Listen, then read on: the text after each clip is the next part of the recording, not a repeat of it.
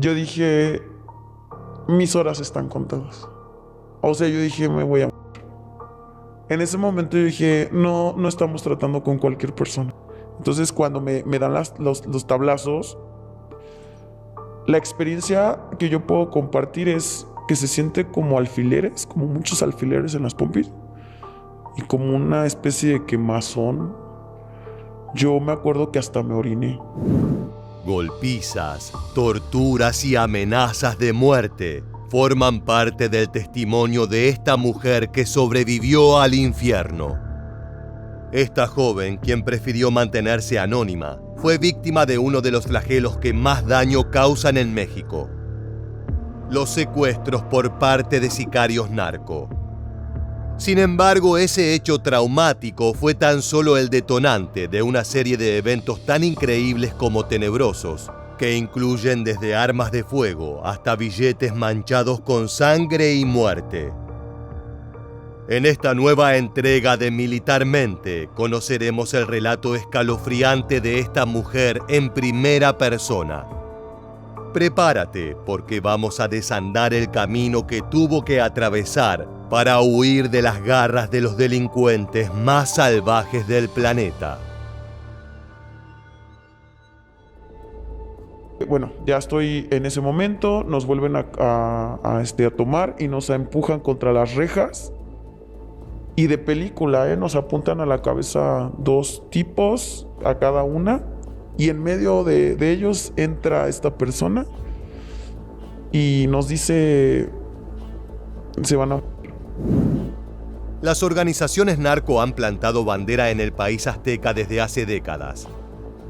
Estos imperios del mal ganan millones de dólares produciendo, movilizando y vendiendo estupefacientes como marihuana, cocaína y fentanilo. Pero ese es tan solo uno de los múltiples negocios en los que están involucrados los capos regionales.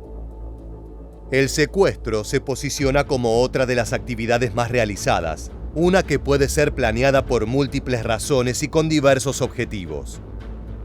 Las bandas delincuenciales actúan rapaces, como enjambres hambrientos que en pocos segundos pueden vulnerar la seguridad de un hogar para extraer a sus ocupantes a punta de rifle.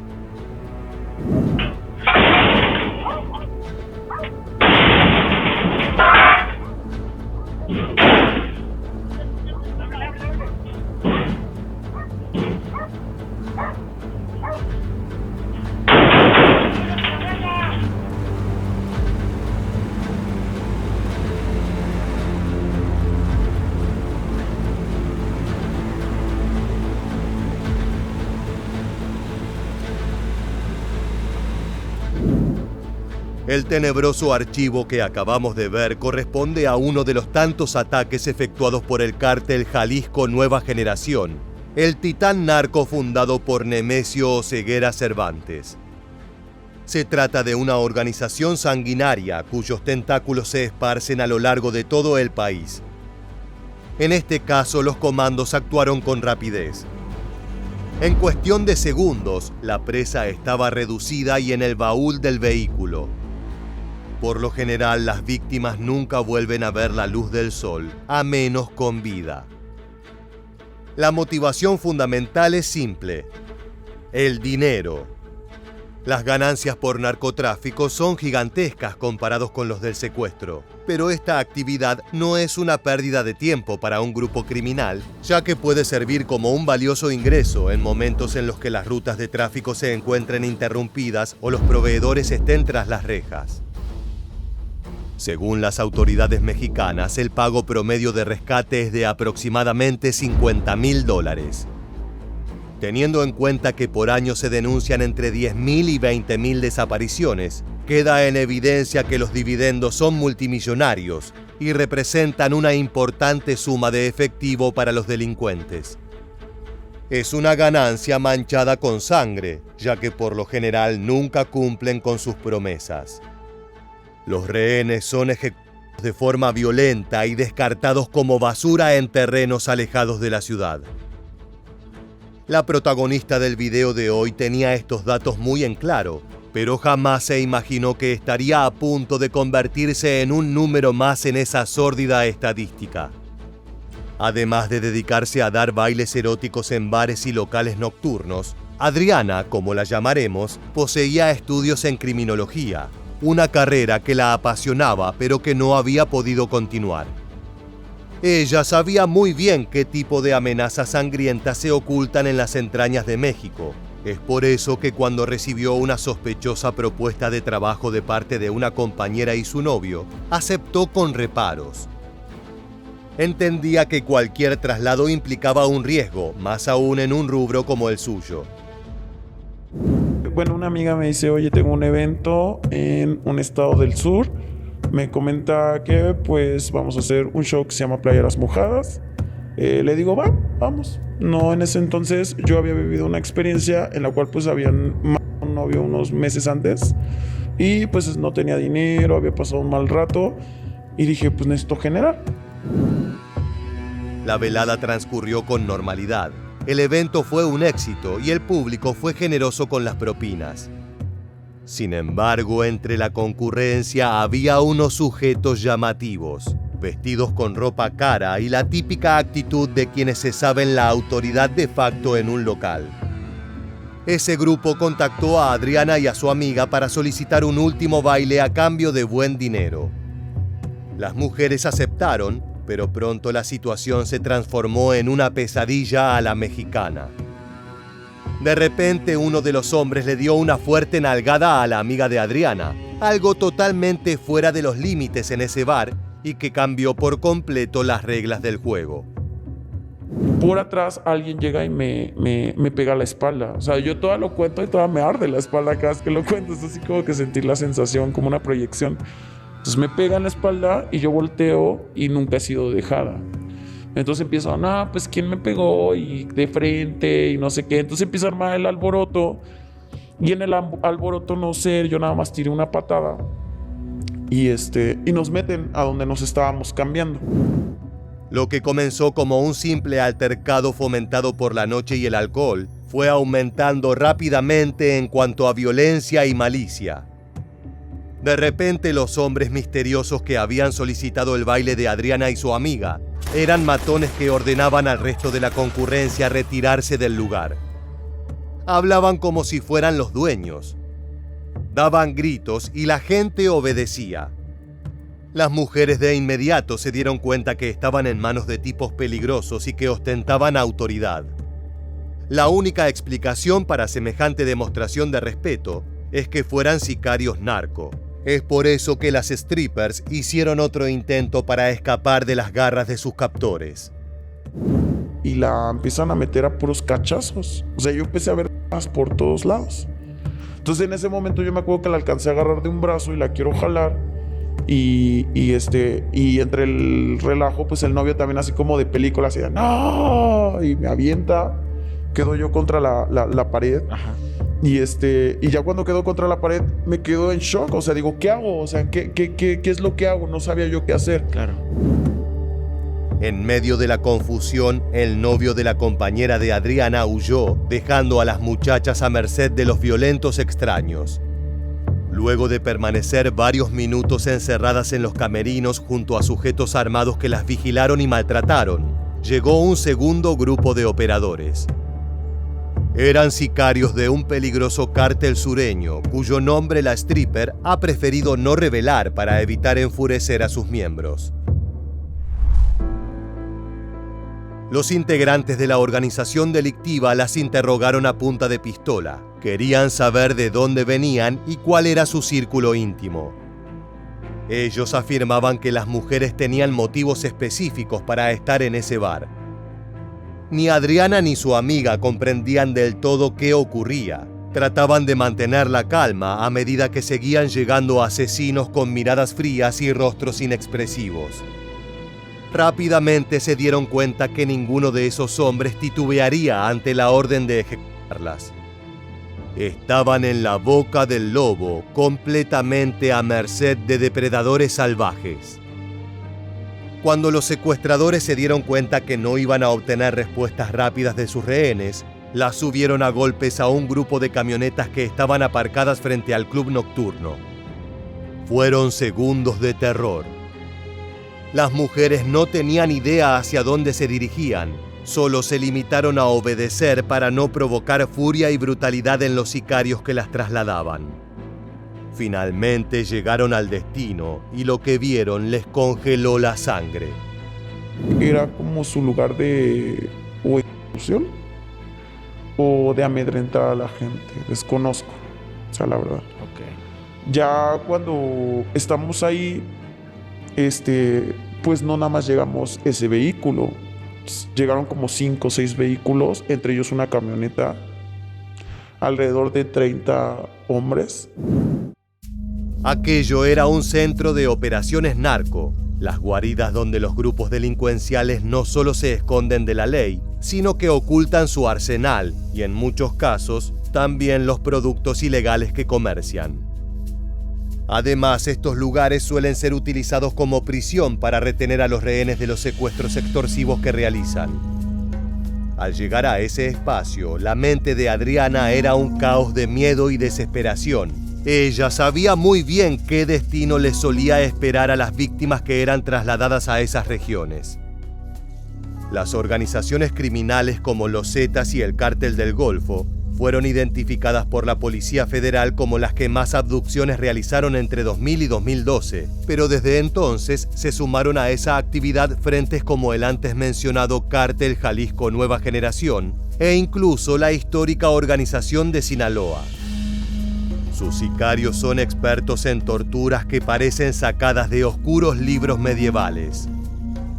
Saben hasta qué punto quemar y lacerar a un rehén para mantenerlo con vida, pero causándole el máximo dolor posible. Es una ciencia enfermiza que los frentes narco han aprendido con el tiempo. Estas organizaciones comparten una característica en común. Sus víctimas casi nunca regresan a sus hogares. Cuando no aparece el dinero o la información que se buscaba originalmente, lo más frecuente es que los asesinos ejecuten a sus presas. Ya sea con un disparo en medio de las cejas o con un primitivo machetazo al cuello que libera un repugnante torrente de sangre. Más allá del método que eligieran para acabar con sus vidas, el pronóstico que anticipaba Adriana era muy oscuro. El final más esperable era acabar en tumbas anónimas dispersas en zonas alejadas del territorio azteca. Aún así, también entendía que en esos casos extremos, lo importante era mantenerse en calma y usar la razón para aprovechar cada instante, información o debilidad de sus captores. En sus estudios de criminología, ella analizó en muchas ocasiones el accionar de los comandos sicariales de los Zetas, el Cártel Jalisco Nueva Generación, entre otros, y tenía en claro una lección fundamental. Una de las cosas es no poner resistencia, no desafiar al agresor, pero tampoco demostrarle tanto miedo. O sea, no demostrarle miedo como tal. O sea, no lo puedes desafiar porque el desafío es un reto para ellos. Claro. Ellos tienen que demostrar su poder, su narcisismo. Ajá. No les puedes demostrar tampoco miedo porque eso les gusta. Eso es parte de su vida, es de lo que se alimentan. Lo que indica Adriana es un fino equilibrio entre mantenerse firme pero no presentar una amenaza para esas bestias armadas que de un segundo a otro podrían llenar tu cuerpo de plomo. Es una línea muy delgada, casi como caminar en una cornisa sabiendo que abajo esperan cazadores salvajes ansiosos de despedazarte. Esto se vuelve más complejo al tener una pistola 9 milímetros constantemente apuntando a la cara. Las mujeres se dieron cuenta que no era una simple pandilla local, sino que era una célula regional de una organización a gran escala, uno de los pesos pesados del mercado ilegal mexicano. De a poco el interrogatorio de los narcotraficantes se hizo cada vez más exhaustivo. Les preguntaron si conocían a una serie de operadores rivales. Las strippers negaron tener algún tipo de contacto con los enemigos de sus captores, afirmando que venían desde lejos y que su único objetivo en esa zona era ganar dinero con la presentación en el bar nocturno. Por supuesto, los brutales torturadores no creyeron ni una sola palabra. Entonces dieron inicio a una táctica clásica para doblegar a sus presas. Golpes con tablas en piernas y brazos, impactos realmente brutales efectuados con toda la fuerza posible. Comenzaron descargando su furia sobre el cuerpo de la amiga de Adriana, quien fue sometida por 3 hombres que la sujetaron contra el suelo, mientras un cuarto individuo lanzaba tablazos en la piel de la muchacha. Fue una escena traumática. El llanto de la mujer se entremezclaba con sus pedidos de auxilio. Adriana escuchaba todo con muchísimo dolor, pero sabía que no podía hacer nada para ayudarla.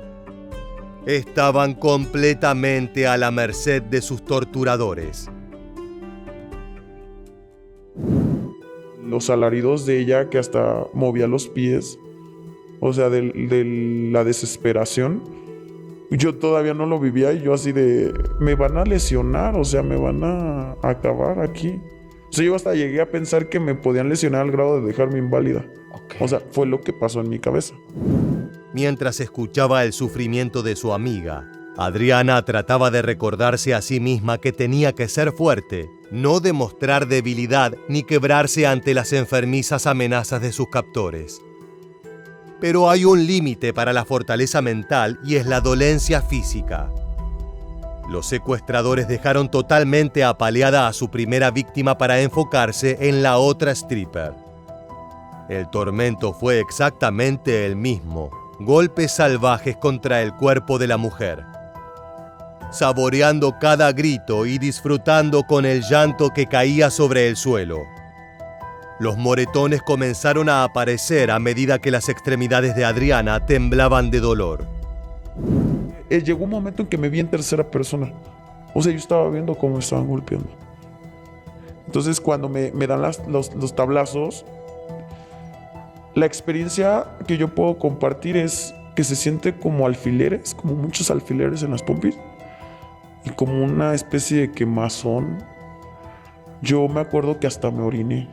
O sea, llegué al grado de que me oriné del dolor. La paliza dejó a las mujeres totalmente vencidas, escupiendo sangre y repletas de magulladuras en cada rincón de su cuerpo. En ese momento Adriana estaba completamente segura de que lo que seguiría era una ejecución narcoclásica. Si tenían suerte, los sicarios no se ensañarían con ellas y les otorgarían una muerte rápida y relativamente indolora. Por el contrario, si no tenían fortuna, sufrirían un tormento infernal antes de abandonar la tierra. Sin embargo, sus sospechas no estaban en lo correcto.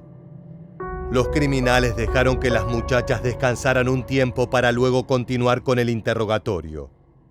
Ellos querían saber quién era y dónde estaba el novio de la amiga de Adriana. Los sicarios sospechaban que era un operador rival y que tenía algo que ver con los truculentos negocios de la región. Al no recibir respuestas claras, los miembros del cártel optaron por una nueva estrategia para manipular a las strippers y obtener la información que buscaban. Las mujeres vieron a los sicarios discutiendo a unos metros de distancia. Parecían estar organizando un plan detallado y complejo. Tal vez una manera de fusilarlas y deshacerse de sus cadáveres sin dejar rastro del crimen. En esos instantes, la mente de Adriana comenzó a imaginar los escenarios más oscuros y trágicos. De repente, los criminales se detuvieron. Miraron en silencio a las jóvenes por unos segundos y se acercaron hacia ellas. En un repentino cambio de actitud, afirmaron que ya habían atrapado a quien buscaban y que ellas eran libres de partir si así lo deseaban. Ante la noticia, la amiga de Adriana se alteró por completo, imaginando que su pareja iba a ser sometida por error a todo tipo de tormentos. Pero la protagonista de esta historia veía mucho más allá de las mentiras. Es que esa gente no te avisa, esa gente acciona. O sea, no te avisan. Te avisan como anzuelo. Eso fue lo que yo pensé. Y literal, o sea, yo le decía, no lo tienen. ¿En qué consiste el anzuelo? O sea... el detectar quién de las dos tenía un lazo afectivo con él. Ah, ok. ¿Para qué? Para retenernos y hacerlo llegar.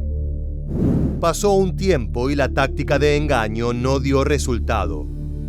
Con el correr de las horas, los captores de las mujeres empezaron a impacientarse, pues tenían que ir a cubrir nuevos sectores y realizar trabajos que les demandaban abandonar la posición. En ese momento, los sicarios narcos les informaron a Adriana y a su amiga que estaban en su día de suerte. Uno de los principales referentes del cártel había dado la orden de que debían ser liberadas al no tener ninguna prueba de que estuvieran relacionadas a ese mundo, ni que hubieran viajado hasta el sur de México con otro fin más que bailar y ganar dinero en los bares nocturnos. Sin embargo, esa promesa no significaba absolutamente nada para ellas. Estaban conscientes de que podría ser simplemente un engaño para trasladarlas de forma tranquila hasta el lugar de su muerte. Dos animales marchando por voluntad propia directo hacia el matadero. Las muchachas sabían que no tenían opciones. Si se quedaban, la muerte era una garantía. Así que se arriesgaron a acompañar a los sicarios. Viajaron a bordo de una camioneta durante varios minutos por caminos de terracería totalmente alejados de las urbanizaciones que le daban un tono siniestro a ese paseo. Solo se veían sierras, pastizales y árboles altos y antiguos que tenían una apariencia ominosa. De vez en cuando se topaban con un convoy narco que viajaba en dirección opuesta, camino a la base de operaciones que ellas habían dejado horas atrás. La incertidumbre crecía. No sabían hacia dónde se dirigían las camionetas, ni mucho menos si estos hombres cumplirían con el pedido de su jefe. Adriana miraba por la ventana imaginando trágicos finales que aguardaban en su destino. ¿Y si las estaban llevando a un campo de fusilamiento? ¿O si se detenían en pleno trayecto y las acribillaban en esas zonas inhóspitas donde no llegan ni la justicia ni la policía? En ese momento de dudas, Adriana recurrió a la fe, incluso cuando en la vida cotidiana no se consideraba creyente. En que yo no creía en Dios. Yo gritaba al cielo, ¿qué más quieres de mí? O sea, ¿qué más quieres? El miedo la carcomía por dentro, temiendo cuando el vehículo tomaba cualquier curva o cambio de camino que pudiera ser el desvío hacia la tumba. Los minutos se arrastraron como horas. La travesía no parecía tener fin.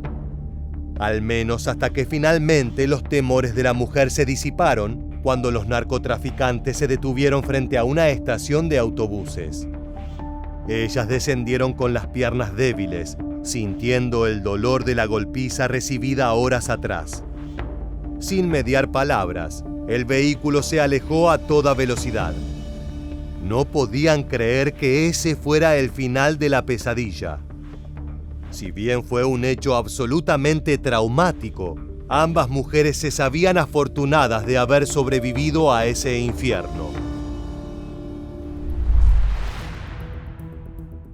En México, la evolución de estos crímenes parece marcar una curva negativa y altamente preocupante. En 2007, los organismos de seguridad registraron 438 secuestros. Para 2008, la cifra aumentó en más de un 100%, registrándose 907 casos. En 2009, 2010 y 2011, el número de ataques fue de 1.162, 1.236 y 1.327 respectivamente.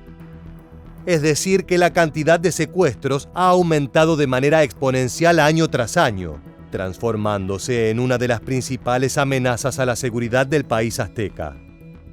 Una noche común y corriente puede transformarse en un descenso al infierno de la mano de los sicarios más temibles de todo el planeta. Y Adriana lo descubrió de la peor manera posible. Es por eso que resulta tan impactante su historia. Ella se enfrentó cara a cara con los asesinos más inescrupulosos del planeta. Los miró a los ojos y pudo comprobar en carne propia que detrás de ellos no hay humanidad, solo una insaciable sed de sangre y dinero. Y están dispuestos a todo con tal de aplacarla. Por fortuna su caso fue tan particular como excepcional, y hoy en día es libre para recordar esas horas de cautiverio que la siguen acompañando en sus peores pesadillas. De esta manera llegamos al final de un video tan oscuro como fiel a la realidad que viven los mexicanos. Si te gusta este tipo de contenido y quieres continuar descubriendo las historias más impresionantes, te invitamos a que te suscribas a nuestro canal y actives las notificaciones. Sin más, nos despedimos hasta la próxima entrega de Militarmente. Gracias por acompañarnos.